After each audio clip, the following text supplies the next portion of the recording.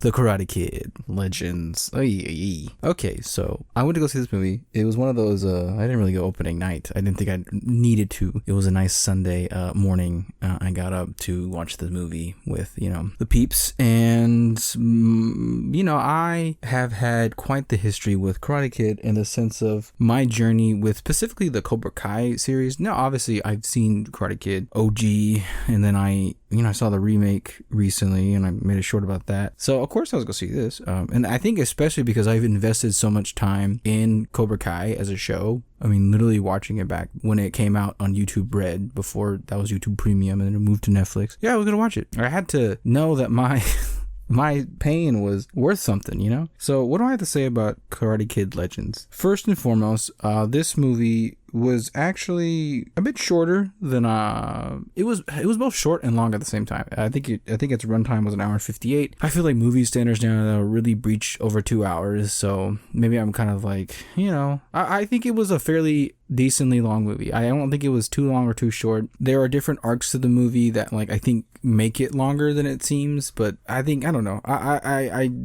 That's not really important. Anyways, so one issue I have about a lot of modern movies, I feel like they give too much away in the trailer. And when I was watching the trailer for this, which I didn't get much advertising for this movie, the only advertising I got for this movie was when I would go to the theater, and I was really surprised of how that this movie was being made. In fact, I feel the advertising didn't even start that early. I was like, oh, they're making this movie and it's coming out in 2-3 months? It's really quick. Kind of just blindsided me there. But anyways, I have problems with movie trailers kind of showing too much. And after watching this movie, I would say the trailer was a little bit misleading, but I think that can either work to your favor or hurt you, because you can either be like, you could either kind of maybe lie to your audience and show them something that oh, you think this is gonna be a big part of the movie, but it's not, and you might get upset. But also, sometimes that's actually not bad. So I want to point out that the trailer kind of really focuses on kind of Jackie Chan and Ralph Macchio being in the movie. But if I'm being honest with you,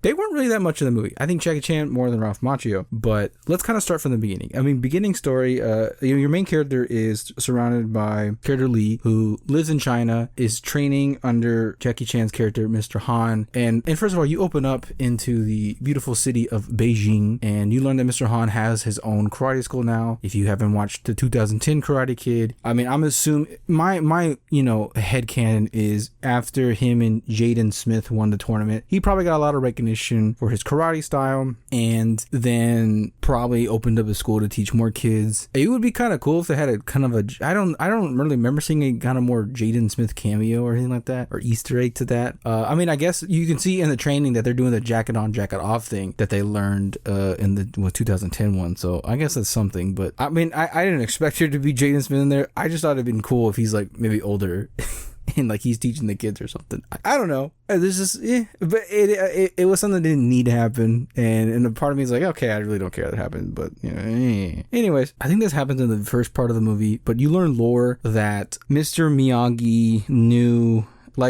both Miyagi and Mr. Han's family, they're are intertwined. And I think this kind of speaks to, look, I don't know a whole lot about the history of, I don't want to say something that's inaccurate, but I'm gonna tell you what I think I know, and then we'll fact check it later. But from what I know about karate is, I believe it took inspiration from the Shaolin monks who did kung fu, and then they made karate. And I think even the lore of Mr. Han's, either Han or Miyagi's family, one of them ended up in Okinawa. I don't remember who it was. I don't know if Miyagi learned from the monks and then went to Okinawa to teach karate, or one of the Mr. Han's family went to Okinawa and taught karate to Miyagi family. I can't remember which one it was, but I want to say that actually ties them to how karate did kind of emerge, because I was doing some research about this when I was talking about 2010 Karate Kid for that short, and I ended up putting this in there because I didn't want to be I didn't dive too deep in it, but I think that's how karate looked a little. I'm gonna fact I'm gonna do the fact check, Jamie. But yeah, so I don't know the full history. From what I know, I think it is the obviously karate's influenced through Chinese culture, and I believe karate did have its origins in Okinawa. That's from what I think I know, and from what I remember of I'm pretty sure everyone's done try to do karate when they're younger, right? Yeah. I'm not an expert. Anyways, so yeah, you learn that those two families are intertwined, right? Back to Mr. Han. Yeah, you learn that there's this whole thing. He's got like I believe it's is it his nephew? I believe it's his nephew. I saw this like a few days ago. So like, the time of recording this, it's been like a couple of days since I watched this. So I don't remember every little tiny detail. I think it's his nephew or like it's not his grandson. Their family, okay? Lee and Mr. Han are family, okay? You kind of learn that his mom doesn't want him to really do karate because something happened to his brother. He implies that he dies based off karate, you know, like seeing kill my grandpa type situation. So she doesn't want him to learn, and he likes it. Like it's something he loves to do, right? So that's kind of implementing the main like trajectory that this character has to overcome, and even some of the other characters around it kind of have to overcome a little bit. But in the 2010, and I don't remember much about the first one, but like I'm assuming a lot of these Karate Kids revolve about like, hey, I moved to a new place and I gotta like, even like Cobra Kai, like I believe I'm new here, or like I don't know anybody, I need something to kind of do, or I lost a parent, I lost a family member, I need something to help me ground me, and karate or kung fu is the thing that I learned, right? So that's like the core, I guess, of Karate Kid in general. So mom gets a new job in America, and they go move there. So they move from beautiful Beijing to corporate gray looking America, New York. And I remember being like, yo, Beijing looks so nice and naturey, and you to like New York, like, this looks gross. No offense to anyone who's from New York. If you're watching New York, I'm sure you got some cool things, because there were some cool things I do want to point out about New York later in the episode. But like, I was like, bro, like going from that nice looking park that they were training in to New York was just like, it was a big like jump, and I was like, I'd be upset too. I'd be upset too if I had to move from that. Anyways, move to New York, obviously in the same fashion of 2010 Karate Kid. This kid, he's a stranger in a strange place. You know, he's in a new country, new customs. He goes down the street to a pizza place, and you know, he's like, can I get some stuffed crust? And they're like, hey, yo, you gotta go down the street. That's not how he talked, but hey, go down the street to like, I don't know, Pizza Hut, and you know, you can get your pizza. And then they're just joshing. And obviously, like, I'm assuming, just, you know, this is all based on like actual like, you know, media, but I'm assuming like, hey, you're the New York, you're probably giving this guy a hard time. I don't think it was I don't think they're just being complete jerks. I just think like, hey, we're just goofing with this guy, we're just busting his balls a little bit, right? And then the guy who owns the store, his daughter comes out like, hey, sorry about that, what do you want, you know? And he's like, oh, just give me classic pep, right? And he's like, you got toilet paper? Because he don't know where to go. And he's like, go to a bodega. He's like, what's a bodega? It's a convenience store, you know? Go to 7-Eleven. I don't know. You ever been to 7-Eleven? My favorite bodega. But and at that point, he kind of makes a new friend, this girl named Mia. Lovely girl. Her father's Victor. He actually becomes important to the story, which that kind of hit me on the side. I didn't even know. But yeah. So meets a friend, they start hanging out, doing errands together, and then all of a sudden, you know, they go by this school, and they see people training in there, like, you know, like just really going ham. I think it's like kind of kickboxing and whatever. Then they see this, she's like, hey, you shouldn't go in there. And he's like, why not? Because those guys are jerks, and like my dad owes the money or something like that. Even setting up more for the story later, and he's kind of interested because, you know, he used to fight a little bit. And then you kind of get introduced to this more newer character, Connor, who used to date Mia. You know, that was an ex, a bad ex that she doesn't really want anything to do with, but you know how it is, right? You know, that's another part of it. And I think this is another thing that's in most Karate Kids. There is kind of like teenage kid drama, you know, and there are parts of that like, this is kind of stupid, but also they're teenagers. They're not gonna make the best decisions, or they're not gonna deal with their emotions. But for the most part, it wasn't as bad. Like Cobra Kai was dramatic, and it had to be. It was like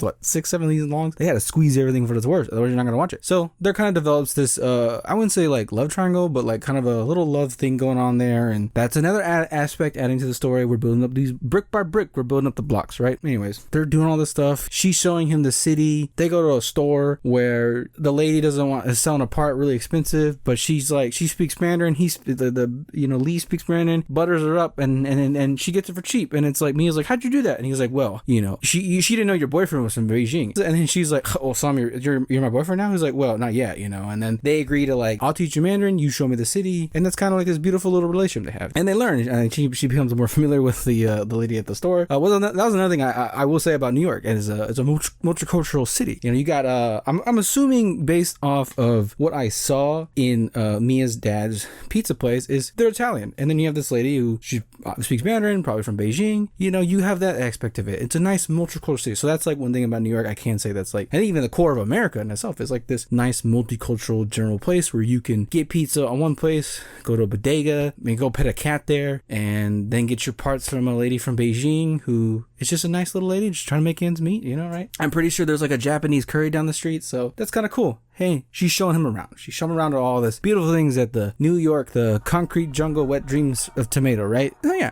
beautiful. But, you know, getting tassel with Connor, you know, he's just a jerk. He's like, why are you stepping up on my girl, right? And you know, that's the whole thing. But he wants to fight back, but he's like, I can't, because my mom says you can't do kung fu, you can't fight because kung fu killed your brother. You know, we'll learn more about that later. Anyways, so yeah, they get in a tassel, you know, and he's like, I don't really want to fight. But eventually, though, he does kind of square up to Connor at school, and he tries to do this kick that his brother taught him. We'll get to that part here in a minute, and he totally just gets kicked in the face. And he's like, well, you learned that Connor's like this like street fighter who's like doing these competitions on the street, like there's a tournament on the street that you win money for and stuff like that. Crazy. Which I want to talk about Connor a little bit more. I will say this about Connor and like his school, definitely as part of like the, I guess, more tradition of also Karate Kid, is there's always this one school that's evil, you know. It's like they're just being jerks, like, and it kind of always stems from like the teacher is the jerk who is then teaching the students these bad skills. And what I want to say to that is, obviously, I guess in these Karate Kid movies, you need a villain. You need someone who is like that, right? For the most part, versus like, I think I don't know, maybe was it the fourth one where like, I don't think there was a rival school. I think it was just bullies. I don't remember. It's been a while. Was that Hilary Swank? Was that her name? Anyways, yeah. And one thing I have to say about that, look, I've been into some like fighting or like self-defense institutions, and all I have to say is I sometimes feel like when I see stuff like that, I feel like it's almost giving these kind of places a bad rap. Oh, fighting just teaches violence or but like I feel the core of most of these places, you know, and I'm sure maybe some of you can agree, it's about self-defense. It's about discipline. It is about like learning how to fight so you can maybe learn to de-escalate situations. Then again, I have met some meatheads at these kind of places before, so maybe they're not too far off. But all I gotta say is there's a part where Connor is like in the place and he gets mad at a dude. They see like Lee and Mia talking outside or whatever, and there are even moments where like Connor sees them talking in the pizza place and he's just like, grr, and he's like, yo, that dude's stepping up on your girl, and he gets mad and he just like drop kicks the guy in the face, like spin kicks him in the roundhouse, kicks him in the face, roadhouse in the face. And personally, I just don't feel that would ever slide in any place. I look, maybe, have you been to a place that's happened? But I feel like, look, you can probably, like I said, I've met some meatheads at these places, so maybe it's not too far off. But like, I feel like if that happened in any studio, unprovoked, I think the sensei or whoever runs it would be like, yo, that might be a little step too far. Okay. Also, he's got his earrings on still while he's training. Look, I feel like that's a safety hazard. I've seen some very graphic things happen by wearing either like the earrings, belly piercings, you know, gauges, whatever. Maybe you should take them off. I digress. So, let's talk about Lee. So you learned that Lee, obviously his brother died because like you there's a moment where Lee and Victor are talking. I think it was after like the fight he had with Connor at the school. He's like really angsty about it, punching the bag. Because at one point Lee is in the alley. The people who I guess work for the fighting place that like Victor, the dad, owes money. They try to jump him and literally like hit him in the back of the head. Like, how's this dude like not got a concussion? Maybe he did. They didn't talk about it. But and then Lee stands up for him. And then Victor, the dad, is like, he's like an older man. Like, I'm probably gonna assume he's 40s or 50s. He's like, hey, can you teach him that so I can then enter a match? Because he used to be like a boxer, like, you know, Rocky Marsaro, or I can't remember. Is that his name? Not Rocky as in like the movie, but like was it the actual like boxer. But yeah, he's like, can you teach me and I can be better, because I was one of the best, but learning your skills would really help me, and I could win some money and then pay like these guys back. He was like kind of hesitant about it, but then they ended up doing it, and then the daughter's kind of against it, but over time she's like, oh, I'm in the corner too, you know, let's help out, right? As a group effort together, you know, we're gonna fix this. But then like there's a moment where like they're both talking about it, and he tells a story about like his brother and what happened with him. Basically, like his brother won a big tournament, but the people who lost wanted revenge, and they ended up stabbing him, similar to Cobra Kai, if you remember. For those who don't know, you know, right? And he dies, and then he kind of froze up in that situation. So there's a matter of that will happen again at some point in the movie, and so that's like another reason why even his mom doesn't want him to do karate, right? Because she already lost one son to it. It's one of those things that like is unfortunate, but you know, you can't stop somebody from doing the thing they love to do. But anyways, a lot of montages in the movie as far as like no, not You're the Best Around. A lot of TikTok kind of music in there, and I think there are some songs that I was like, I definitely heard this song on TikTok. But a lot of training montages. Anyways, they train Victor up, and he goes and fights. He does a boxing match, and at first, you know, it's a very anime-esque in the sense of like you gotta like, oh, that reminds me. Okay, so there's like a scene where you learn, it's a flashback where Lee is training with his brother, which I think his name is Bofong. I think that's his name. But they're training, and he is doing like the dragon kick, which is like this ridiculous like flip kick, you know, whatever. I think it's more like for I think well, there's like some, I know there's some martial arts that are like more for style than I think fighting, but like it is a beautiful kick, and done correctly, it probably does do a lot of damage to the face or something. But like it is like there are like so many parts of the movie that like this is just like anime. Like even some of the fights where it's like, okay, like one of the guys like he's doing better, and then it goes to the point where, oh, this guy's doing better, and then it's like, oh, now we're getting serious, and then they kind of equally, and then obviously the hero wins, right? But or like actually at one point the hero doesn't win. We'll get to that in a minute. But like it is straight out from like the anime where like, you know, where like the brother or like the family member dies in like the flashback, and they're like, ha ha ha, cut it out, big. It's just like this scene. Come on, cut it out, bro. That really hurt. Bro, like it is so funny. Like what would have made it better if it gave like the Naruto like swingy the tree swing music with like kind of like a glowiness to the background. That would have been chef's kiss. Anyways, back to Victor. He's going to fighting. Before that though, there is a point where Ali is you know, he's kind of like, what are we with me and Maya? You know, there's a point where they go to some festival, and there's another character, I think his name is Alan. He's like Lee's tutor, who like probably the best wingman ever. He's like hyping him up, you know. He's like really hyping him up. And they go to this thing, and they think that like, oh, like is she still with a dude because he's there with her, and they're all giggly. And then there's a part where it's a little cringy because it's like, oh, okay, I remember being there too. And in my head, I'm like, why can't they just like communicate properly? And I'm like, oh yeah, they're teenagers. But they kind of do, and it's just, hey, I like you, but like you're with this other dude. What's going on there? She's like, well, I made a mistake, but like I'm through with him officially. Like, I like you instead. And they're about to kiss. And then the dad shows up, and he's like, come on now, bro. Like, my daughter. And he's just like kind of joshing though. But anyways, fight starts. Victor's doing crappy, and then he's doing good once he like, you know, he locks in. And then eventually though, the other dude who owns the fighting place, he owes money, like tells the other dude to lock in too and like take him out, breaks some rules, and then breaks his like spirit and body, and I think some bones. And then at that point, Lee freezes up again. Like, you know, it's very similar to what happened to his brother. It's like every time I fight, it seems like somebody gets hurt, goes to the hospital. Even Mia's kind of like upset, like, what's going on, dude? Like, my dad's like injured, can you snap out of it? And he just can't. His mom finds out, obviously, because she's a doctor. Actually, I didn't mention that earlier, but she's a doctor. That's why she moved to America. So anyways, so that's the way it ties it all in. And then at that point, like, I believe that's when Jackie Chan shows up, ambushes him in his own apartment, and they all chill out, and he's like, look, I came here because it looks like you need some help, and I'm gonna go get some help. At this point, I think we're a little bit more than halfway of the movie. I don't think it's an hour into the movie. I think maybe it'd be an hour and like 25 minutes, I think. So I think the next 45 minutes, I wouldn't say 30 of the movie, this is where we start getting the stuff that was in the trailer. Because at this point, he's like, look, I'm in New York now. I got someone who can help you, and magically, I'm gonna go all the way to California. And they kind of make it seem like, oh, he's just going to like maybe, I don't know, New Jersey or something. No, he's not. Like, he's literally going from New York to California to find Daniel LaRusso to bring him back to New York. That's crazy. Anyways, he does that. He goes to California, tells him like, hey, I knew Miyagi. Our families go way back. Can you come help me train this dude? He needs Miyagi-Do on his side. He needs to learn kind of like defense style, calmness, or whatever, you know. And LaRusso's like, nah, I can't. I mean, I got my life here, you know. And he's like, you'll be there no matter what. You'll be there.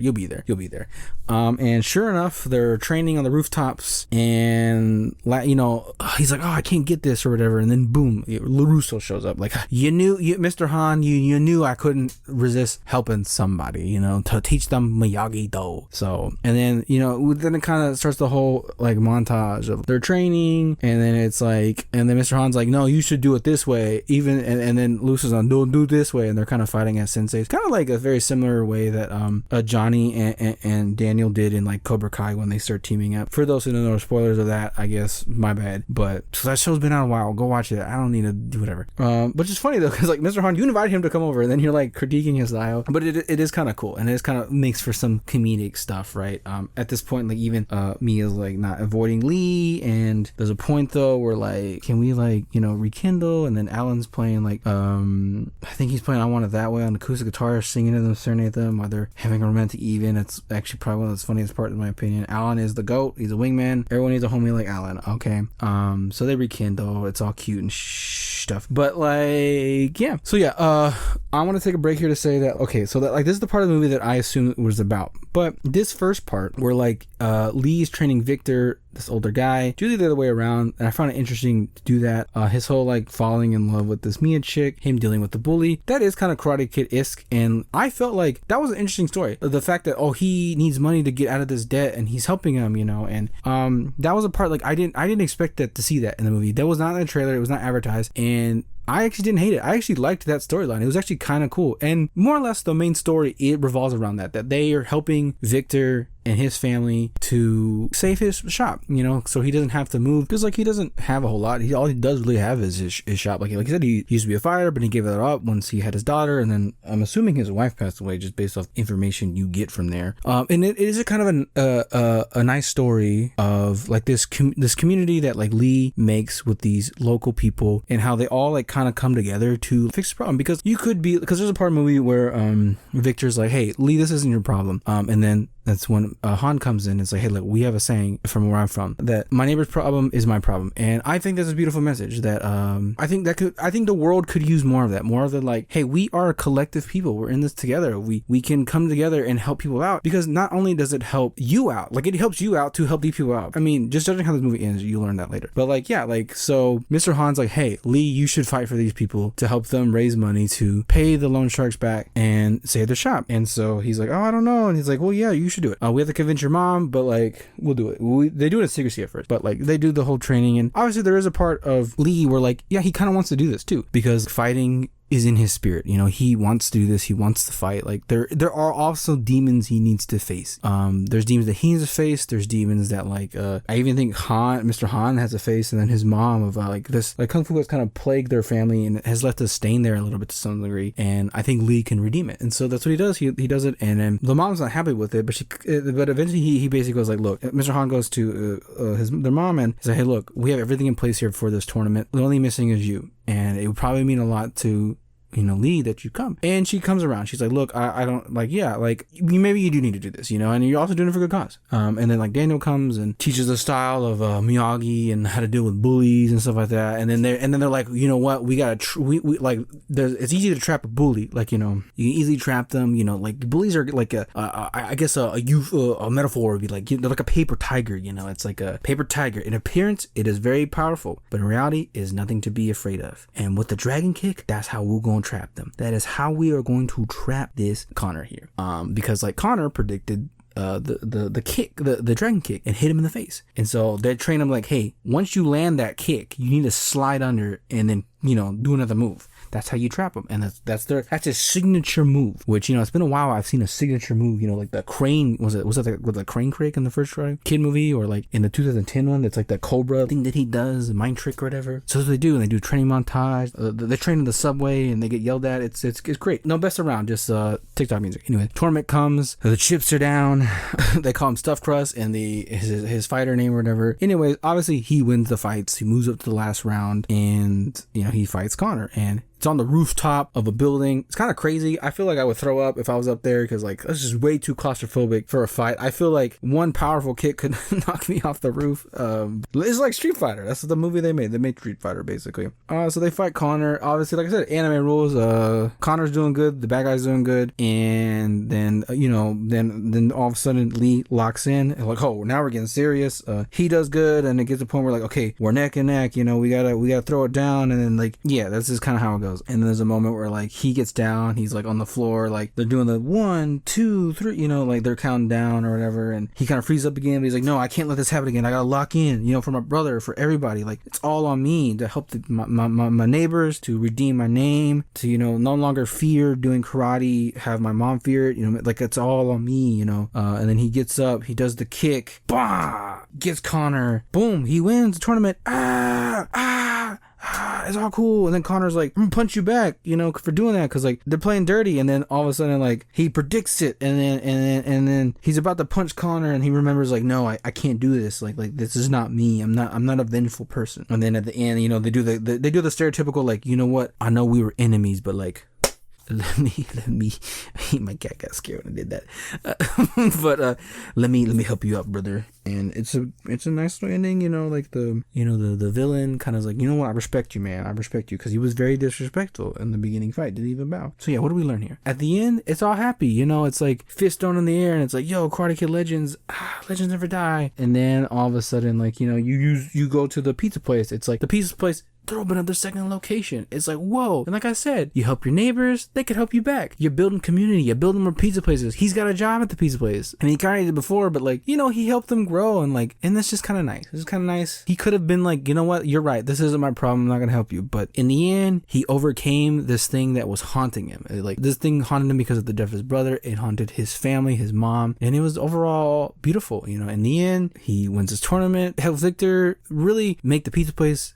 something great for the community, for good pizza, the New York slice. He gets a girlfriend, Mia, wonderful, kind of buddies up probably with his Emmy at some point. I don't know if Connor and them become friends. Maybe there's like a legend continues after this, and then after that, you know, Han goes back to China, and then it's like, well, we got one more thank you we got to give to LaRusso. So last scene of the movie, which was it's what I came here to pay for. You know, they deliver pizza to LaRusso from New York to California, obviously frozen, right? Because, you know, that would have been weird. And in it, it's like, hey, thanks for all the help and blah, blah, blah. You owe me like $100 for shipping or whatever. And he's like, oh, you know, that's it. And they're in the Miyagi-Do. And then he walks off, and boom, you see him. You see Johnny, my boy Johnny Lawrence, William Zabka. And he's like, hey, what's this all about? He's like, yo, you got to try this Piba or this pizza, man. It's like, it's the bomb.com. And then Johnny's, and they have your classic banter between Johnny and Daniel, like, yo, what if Johnny's like, yo, what if we opened a pizza place called Miyagi-Do? And I thought that was funny. It was a stupid joke, but it was funny to me. And he's like, that's ridiculous, it's a disgrace. And he's like, come on, like, you know, through the power of pepperonis, we can thrive. And then the movie's over, and then you have this cool montage of like the different little you know, who's in the movie with little karate animations, you know, and then the Karate Kid legend continues, legend dies, blah blah blah, legend be gone, legend be hut, whatever. Anyways, so that was Karate Kid Legend. Was it the best movie ever? I feel like I've said this a lot, but it was fun. And in fact, I remember like when Lee wins the tournament, everyone in my theater clapped, and I was just like, wow, people were like really invested in this movie. And it was one of those kind of like, yeah, I think it's a good dog story a little bit. I think there's a good message to the movie, which overall was fun. One thing I did want to point out though is like when the scene of like Daniel and Johnny at the end, it'd be interesting if people who didn't watch Cobra Kai and didn't know the relation of how Johnny and Daniel evolved, they'd probably be confused, like, I thought those two hated each other, or like maybe they didn't get along, even though wasn't the end Karate Kid, he's like, you're a light Lusso, you know. So I think it was just an Easter egg, obviously. In fact, like, you don't need to watch the entire Cobra Kai to understand this movie, which I think in some way kind of helps the movie. But there was a part of me that's like, yo, it'd be cool if like, because there's like a part where like they're doing the tournament, and one of the fights in the tournament, Lee wins, and then the other people are trying to like beat him up after the fight, and Daniel and Mr. Han have to like help him out. And it'd be cool if like, yo, these people are coming after us. If we're winning fights, we need backup. And then boom, Hawk enters in, and that's it, we're and then it's, yeah, that would have been kind of cool. But I understand why they didn't have that. I understand. Blue Beetle shows up. Anyway, that's all I say. Drew out.